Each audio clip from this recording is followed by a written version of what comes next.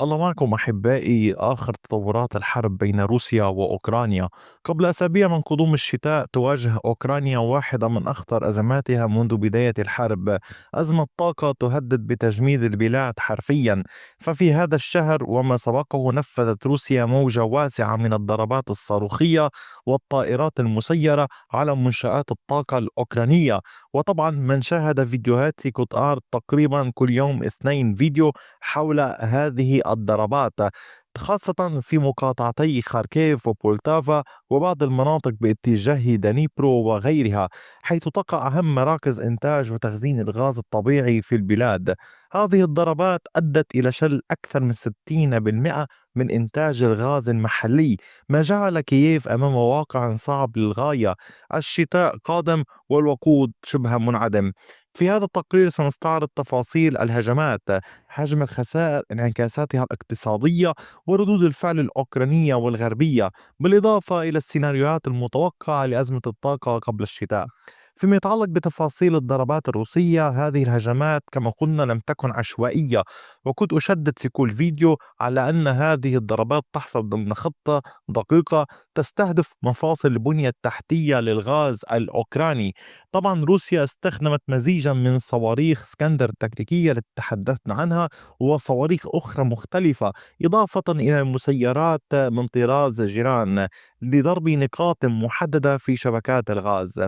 أهم الأهداف كانت محطة الضغط وأنظمة النقل ومراكز التحكم بالضغط والتخزين في مقاطعة بولتافا.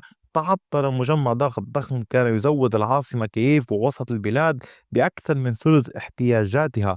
أما في خاركيف كما رأيتم في وقت سابق توقفت ثلاث محطات رئيسية، مما تسبب بانخفاض ضغط الغاز في كامل شمال شرق أوكرانيا. والنتيجة كانت انهيار في كفاءة الإمدادات الداخلية بنسبة تتجاوز 60% خلال أيام قليلة.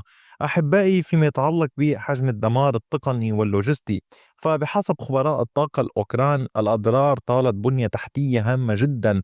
وطبعا يكون قول المشكلة ليست فقط في أن الأنابيب أو الخزانات تضررت، بل في أن الأجهزة الغربية المستخدمة في الضخ والتحكم لم تعد قابلة للإصلاح محليا.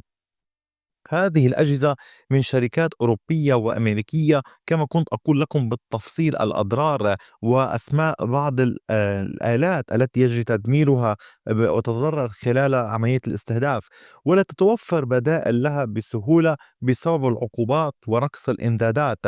يمكن قول هناك تقرير فني صادر عن شركة نفتوغاز الأوكرانية يؤكد أن إعادة تشغيل المنشآت المتضررة بالكامل قد يتطلب من 6 إلى 9 أشهر على الأقل، أي بعد انتهاء الشتاء. كما أن بعض أنظمة التخزين تحت الأرض فقدت الضغط تماما، ما يجعلها خارج الخدمة حتى إشعار آخر. طبعا هذه الضربات تعتبر أقوى هجوم على البنية الغازية الأوكرانية منذ بداية الحرب في عام 2022. فيما يتعلق بالحاجة إلى الاستيراد، أمام هذا الضغط الكبير وهذا القول الدمار والتلف، كان هناك يكون قول خيار وحيد أمام كييف: استيراد الغاز من الخارج. التقديرات الرسمية تشير إلى أن أوكرانيا تحتاج إلى شراء 4.4 مليار متر مكعب من الغاز الطبيعي لتعويض النقص، أي ما يعادل حوالي 20% من استهلاكها السنوي. تكلفة هذه العملية تقدر بنحو 1.9 مليار يورو، ومبلغ ضخم على اقتصاد يعيش على القروض والمساعدات الغربية، وفي ظل عجز كبير تعيشه أوكرانيا كما أشرت لكم في فيديو سابق نتيجة الإنفاق العسكري. المعضلة الأكبر أن البنية التحتية اللازمة لاستقبال الغاز المستورد سواء من بولندا أو سلوفاكيا أو المجر تحتاج بدورها إلى إعادة تأهيل وتوسيع. بكلمات أخرى، حتى لو توفرت الأموال فإن الوقت والمعدات غير كافيين لإعادة تشغيل النظام بكفاءة قبل بداية ديسمبر.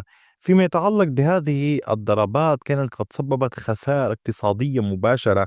يمكن قول هذه الخسائر تتعلق بالقطاع نفسه، فالصناعات الثقيلة في شرق أوكرانيا تعتمد بشكل رئيسي على الغاز في تشغيل الأفران والمولدات، ومع انخفاض الإمدادات بدأت مصانع التعدين والصلب في بعض المناطق في زابوروجي كيفوريري بتقليص الإنتاج بنسبة تصل إلى 40%.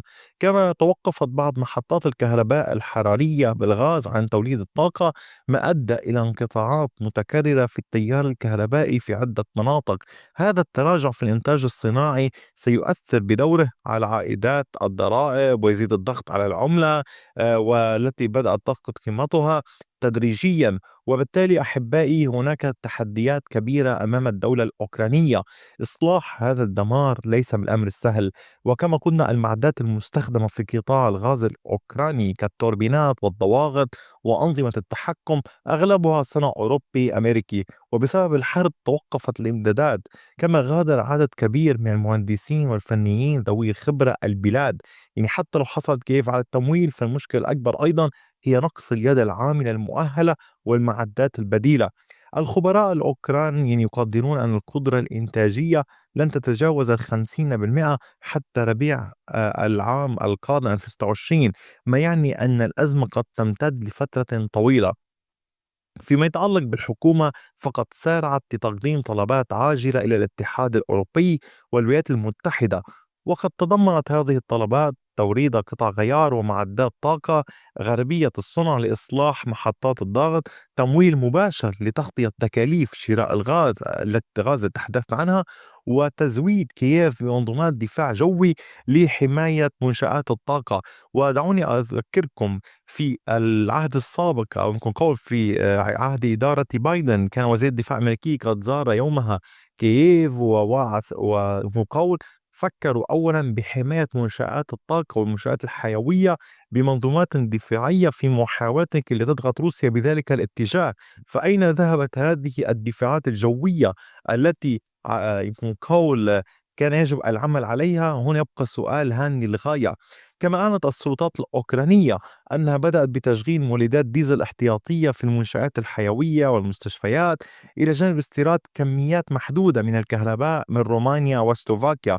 لكن حتى بعض المسؤولين الأوكران يعترفون أن هذه الحلول مؤقتة ولن تكفي لمواجهة برد شهري يناير وفبراير. فيما يتعلق بهذه الضربات، طبعا ذلك ينعكس أيضا على حياة السكان، ترتفع الأسعار، يزداد الضغط.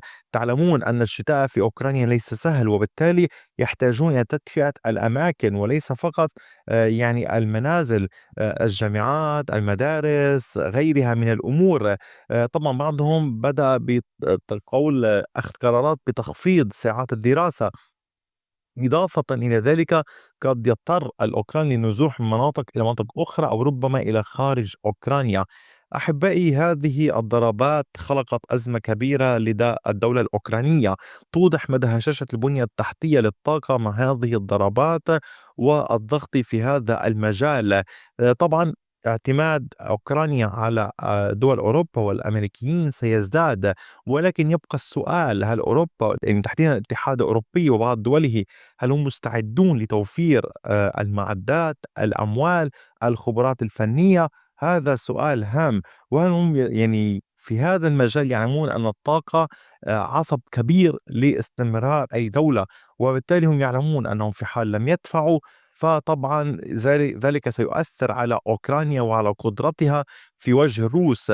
وبالتالي ما رأيكم؟ ما الذي سيحصل؟ هل سيدفع الأوروبيون أم سيحاولون إيجاد حلول أم يرسلون المعدات؟ ما الذي ترونه قد يحصل؟ أتمنى من حضرتكم كتابة آراءكم في التعليقات، وشكرا على وقتكم الثمين، وإلى اللقاء بفيديو آخر.